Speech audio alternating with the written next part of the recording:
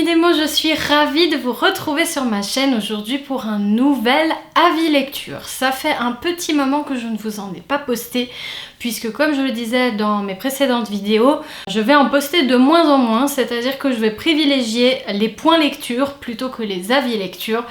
Pour ceux qui débarquent, la différence c'est que les avis lecture sont individuels, donc je ne parle que d'un seul livre ou d'une seule saga, ce qui avant me plaisait bien, mais qui du coup me prend énormément de temps. Du coup c'est difficile pour moi, donc je vais privilégier ce format pour les véritables coups de cœur, et les points lecture seront là pour vous montrer le panel des choses que je lis, que j'ai aimé et que j'ai moins apprécié. Aujourd'hui, c'est donc un avis lecture qui vous attend sur la saga Les enfants d'Aliel de Sarah Schneider. Pourquoi cette saga qui sort de nulle part sur ma chaîne YouTube? J'en ai ni parlé dans les vestiges de ma pile à lire, ni parlé dans d'éventuels défis littéraires. Eh bien, c'est parce que c'était plutôt inattendu comme découverte. En vérité, il y a quelque temps, Sarah Schneider m'a contactée directement sur mon adresse email pour que je puisse découvrir sa saga et la chroniquer à l'occasion de la sortie du tome 4. Très flattée par sa demande, j'ai regardé le résumé de sa saga et je me suis rendu compte qu'au Salon du Livre 2019 de Genève, j'étais tombée sur la couverture de son premier roman, de cette première saga, et j'avoue, j'étais pas super fan, mais sur le stand du Gaëlig, il y avait aussi tellement de choix, du coup ça aurait été impossible de toute façon pour moi, puisque je ne pouvais pas tout acheter à l'époque. En plus, il me semble que Sarah n'était pas là les jours où je suis passée. La météo fait bien ce qu'elle veut à nouveau, je suis navrée. Sarah n'était donc pas là le jour où je suis passée et donc j'ai eu moins envie d'acheter sa saga puisque je n'avais pas eu d'interaction avec elle, m'en avait pas parlé personnellement. Pourtant, on m'en a parlé en bien. D'abord Fabrice Pittet qui m'a présenté la saga le jour même, et puis Lionel Truand, desquels je parle dans différentes chroniques. Je vous mettrai les petits liens ici comme d'habitude. Et puis, de fil en aiguille, le fait qu'elle me sollicite pour faire une chronique spécifique pour sa saga à l'occasion de la sortie du tome 4, j'ai pas pu dire non. Entre temps, j'ai découvert tout plein de choses, que du coup, elle a créé sa propre maison d'édition pour publier cette saga particulièrement, et qu'elle a changé la couverture du tome 1. Alors, elle n'a pas changé complètement la couverture, puisque certains l'apprécient, et en soi, je trouve qu'elle colle tout à fait à l'univers maintenant que je l'ai découvert, mais elle a décidé de faire une petite jaquette comme ça. Une petite jaquette comme ça qu'on peut enlever ou remettre en fonction de l'état du livre dans la bibliothèque. Je trouve l'idée vraiment géniale et en plus ça donne un petit côté hardback sans hardback qui fait bien plaisir. Et donc, eh bien, me voilà avec vous aujourd'hui pour vous présenter cette saga qui, ma foi, est un coup de cœur. Les enfants d'Aliel de Sarah Schneider, c'est une saga fantasy prévue en 5 tomes. On est sur un résumé, un synopsis relativement banal.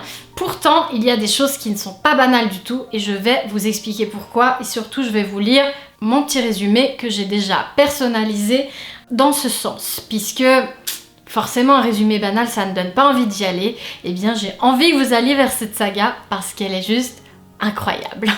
Les enfants d'Aliel, c'est une histoire peu banale de personnages profonds, extrêmement bien construits, qui évoluent. Le récit est assaisonné d'une originalité certaine du détail placé ça et là. On y trouve des créatures inédites, une île grise et des histoires sous forme de contes ou de chansons dont la signification charme à la première rime. Le groupe de Sinalion pourra-t-il sauver le monde de la terrible Orga? Ce qui est sûr, c'est qu'on croit très fort en eux tous. Vous l'aurez peut-être compris avec mon résumé, ce qui m'a particulièrement marqué dans cette saga, c'est les personnages.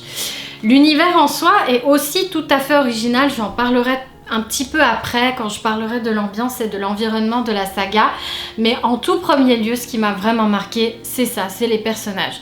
On va d'abord suivre Lila qui est une femme d'une vingtaine d'années qui vit dans son petit village tranquille avec son petit frère de 10 ans, son cadet, et ses parents adoptifs, disons ça comme ça. Tout se passe bien jusqu'à ce que Lila rentre chez elle et découvre des choses horribles. Je ne vais pas tout vous spoiler, évidemment ça va être difficile pour moi de parler de cette saga sans vous spoiler. Le début est relativement difficile, hein. Le livre est classé en young adulte dans les librairies, ce n'est pas forcément la volonté de l'autrice. Elle a mis du coup une indication pour les 13 ans et plus. Je dirais que ouais, plutôt 14 selon les différentes scènes. La violence n'est pas du tout au centre du récit, évidemment. C'est l'histoire qui prime, c'est les personnages qui priment. Mais il y a quand même un petit peu de violence et un petit peu des choses dégoûtantes qui peuvent rebuter les plus jeunes. Donc faites attention à cet âge indicatif. Mais partez du principe que c'est aussi une saga qui est ouverte tout à fait aux adultes et qui passe très bien. Moi, je ne me mets pas du tout dans la peau d'un ado de 13 ans pour lire cette saga. Au contraire, je reste bien adulte, bien éveillée. Le résumé m'avait donné très envie parce que il est très immersif. En fait, on est directement dans le récit. Je vais vous lire aussi, histoire de vous donner envie, parce que c'est ça qui m'a fait craquer quand Sarah m'a proposé de découvrir sa saga. Lila fuit pour sa survie. Son poursuivant sur ses talons, elle se faufile entre racines et fourrés. Lorsqu'il gagne du terrain, elle en appelle à cette nature dont elle se sent si proche afin qu'elle lui vienne en aide. Étrangement, l'individu n'est que très peu gêné par la végétation qui se dresse alors sur son passage. Au sortir du bois, à bout de souffle, la jeune femme contourne une cuvette herbeuse où le sol s'est affaissé. Sans parvenir à se l'expliquer, elle sait que la doline surplombe une faille vertigineuse dans la roche. Elle s'avance jusqu'au fond du trou. La créature avance elle aussi.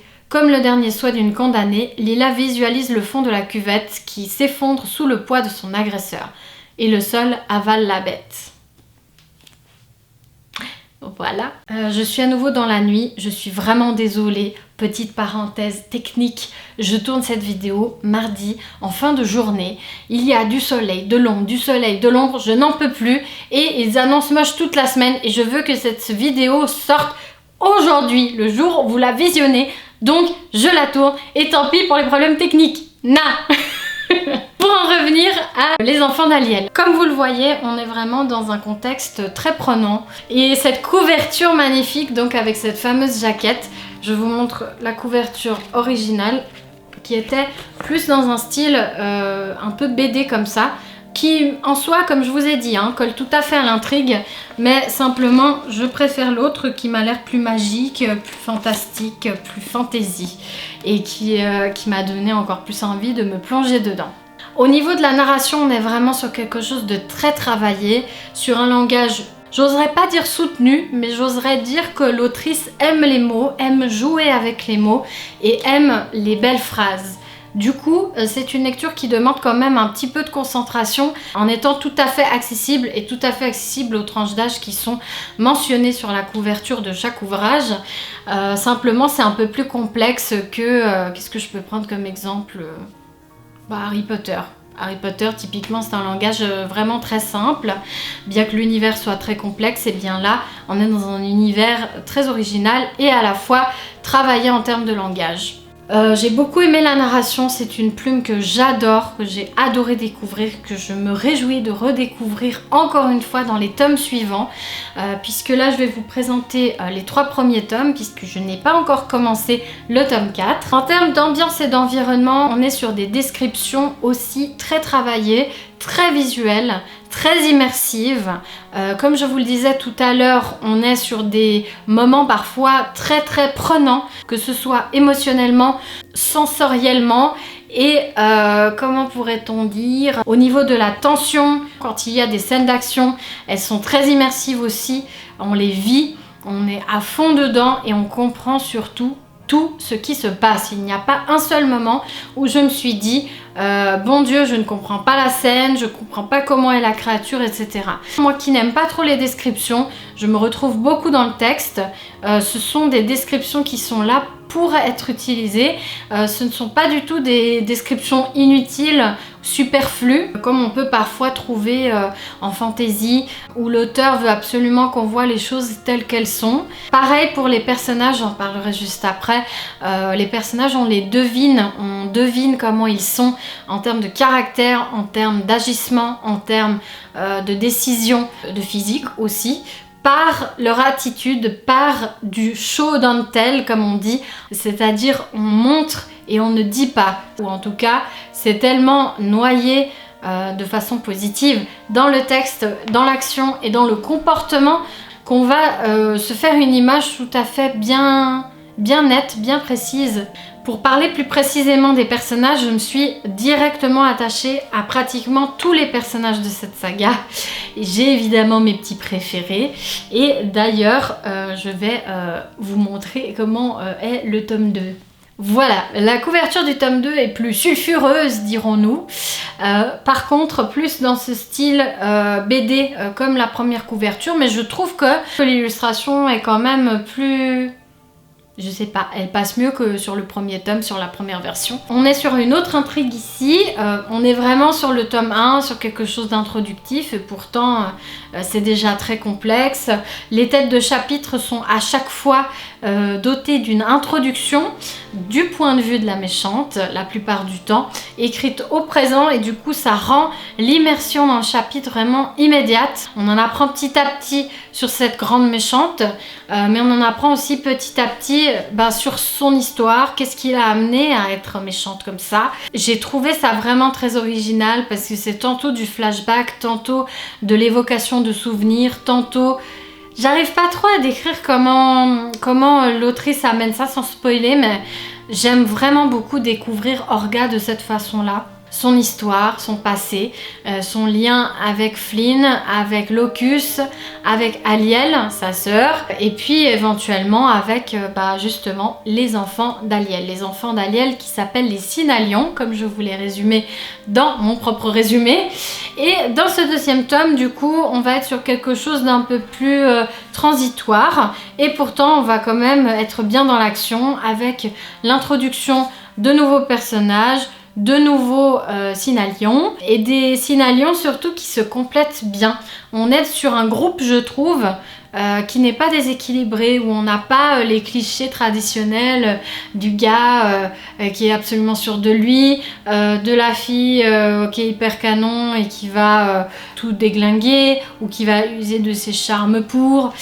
Voilà, on n'est pas, on n'a pas de grosses brutes, absolument, voilà. Disons que on a des repères de la fantaisie d'une manière générale dans cette saga, mais sans rentrer dans ces fameux clichés qui commencent un peu tous à nous passer sur la tête. Ce tome 2, je l'ai bien aimé, un petit peu moins que le tome 1, qui était plus introductif, qui nous plonge dans l'ambiance, qui nous plonge dans l'action.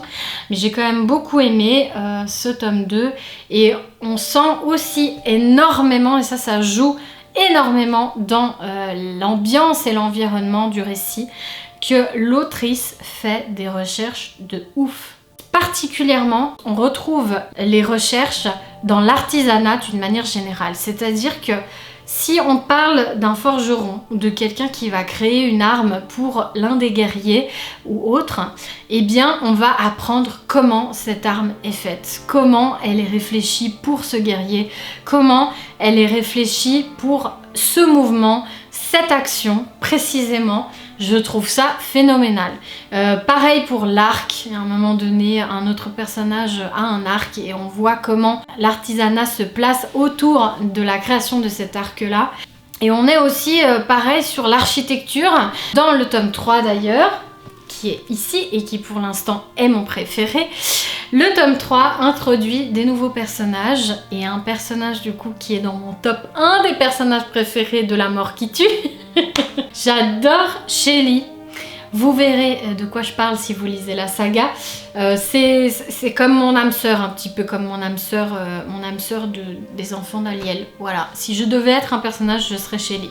Admiration totale et en même temps beaucoup d'émotions pour son histoire, j'ai vraiment hâte de la voir évoluer, de la voir grandir. Mais pour revenir à l'architecture, dans son monde là, son monde aquatique, je parlais d'île grise tout à l'heure, vous verrez de quoi il s'agit précisément. Eh bien, on apprend comment ils construisent leurs maisons, qui sont relativement différentes des terres franches, d'où vient Lila, justement, donc la protagoniste du tome 1. et bien même dans la façon de construire cette maison, on a quelque chose d'hyper original, d'hyper détaillé, mais sans que ce soit superflu à nouveau. Et on est sur quelque chose, voilà, que j'ai vu nulle part. Alors comme je le dis souvent dans mes vidéos, je n'ai pas lu toute la fantaisie, je n'ai pas lu tous les univers possibles et inimaginables, mais en tout cas dans ceux que j'ai découverts, j'ai vu aucune description de construction de maison comme c'est décrit dans Les Enfants d'Aliel. Et je trouve ça exceptionnel. Plus précisément au niveau des personnages, on est vraiment sur des personnes d'âge très variés. Ça permet en fait de convenir à un public très large. Et surtout la caractéristique principale et ce qui fait que Les Enfants d'Aliel, au-delà de son pitch peut-être un tout petit peu banal, c'est qu'ils sont terriblement humains ces personnages. Ils sont vraiment très attachants, alors pas tous, mais même Orga en soi, qui est la grande méchante, etc. On n'est pas du tout dans le manichéen. Au fil des tomes, on va apprendre comment les personnages sont devenus comme ça. Et puis pour ceux qui sont jeunes ou qui doivent apprendre des choses, eh bien on va suivre vraiment leur évolution au fil des tomes, au fil de leur histoire, de leur vécu, de leur traumatisme, des gens qu'ils rencontrent.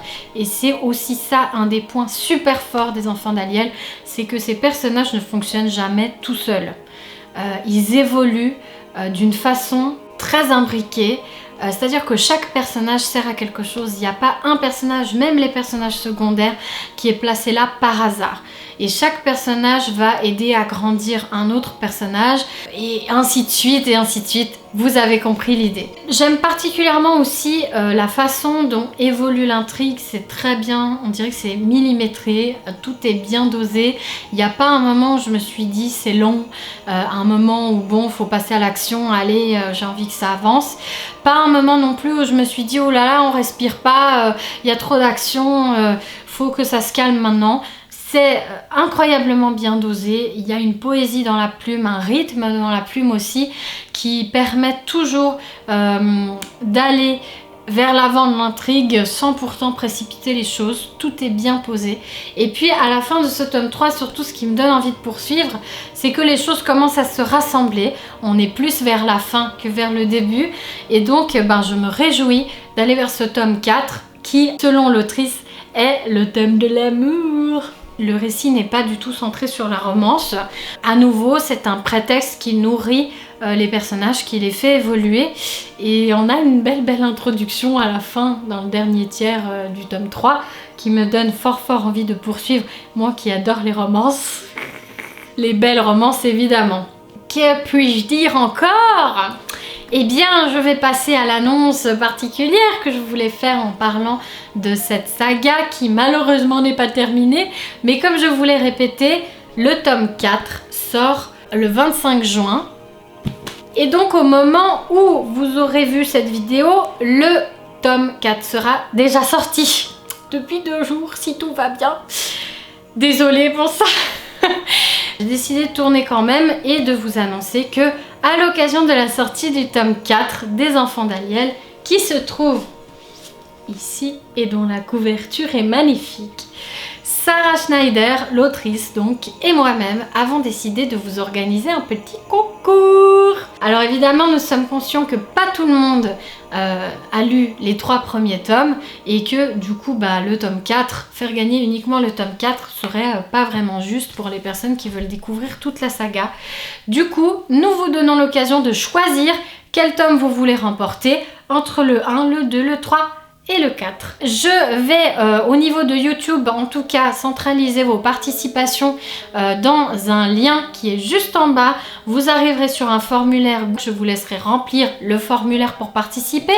Je répertorie tout ça dans un tableau et on fera le tirage au sort, je pense, sur Instagram. Si vous n'êtes pas sur Instagram, rassurez-vous, je vous contacterai directement. Sarah Schneider pourra vous envoyer du coup l'exemplaire que vous aurez choisi, dédicacé évidemment. J'espère que cette bonne nouvelle vous plaît et j'espère surtout que je vous ai donné envie de lire Les Enfants d'Aliel, qui est vraiment une super saga que j'ai adoré découvrir et que j'adore encore découvrir. Et eh bien je suis ravie et je suis très heureuse de pouvoir proposer ce concours parce que j'aime toujours faire gagner les livres que j'adore. Donc merci Sarah pour ta gentillesse et surtout ton envie aussi de partager toujours sur ton roman. Je découvre des trucs exceptionnels, on échange énormément autour de ces personnages, énormément autour des observations que je lui transmets par rapport aux Enfants d'Aliel, qu'elles soient positives ou plus critiques. C'est un plaisir d'échanger avec elle, donc n'hésitez pas non plus si vous souhaitez à prendre contact directement avec elle. Pour information aussi, je vous mets son site en barre d'infos, histoire que vous puissiez lui acheter ses bouquins au cas où par exemple vous remportez le tome 1 et vous avez envie de découvrir la suite de la saga. Sa boutique est en ligne, il est encore possible de lui en commander. Elle vous l'envoie directement, elle vous tient au courant, c'est une personne hyper gentille et qui écrit extrêmement bien. C'est déjà la fin de cette vidéo. À nouveau, je vous laisse participer au concours dans le formulaire en barre d'infos et je vous souhaite tout de bon, d'excellentes lectures, surtout une excellente lecture des Enfants d'Aliel parce que je suis absolument fan de cette série, vous l'aurez compris, et je me réjouis de pouvoir partager avec vous cette fois sur une saga que vous aurez découverte. Vraiment n'hésitez pas, si vous avez lu cette saga, si vous avez déjà découvert par exemple les 3 premiers tomes ou les premiers tomes, à me laisser un petit commentaire. Je suis ravie d'échanger avec vous, avec spoil sur cette histoire. Et puis si vous n'avez pas encore lu et que vous découvrez un peu plus tard, n'hésitez pas à revenir en tout temps dans ma vidéo, à me faire un petit commentaire pour qu'on puisse échanger en privé si besoin pour éviter de spoiler les autres. Je vous souhaite de très belles lectures et une belle lecture des Enfants d'Aliel et je vous dis à bientôt et surtout à bientôt entre nos lignes. Ciao!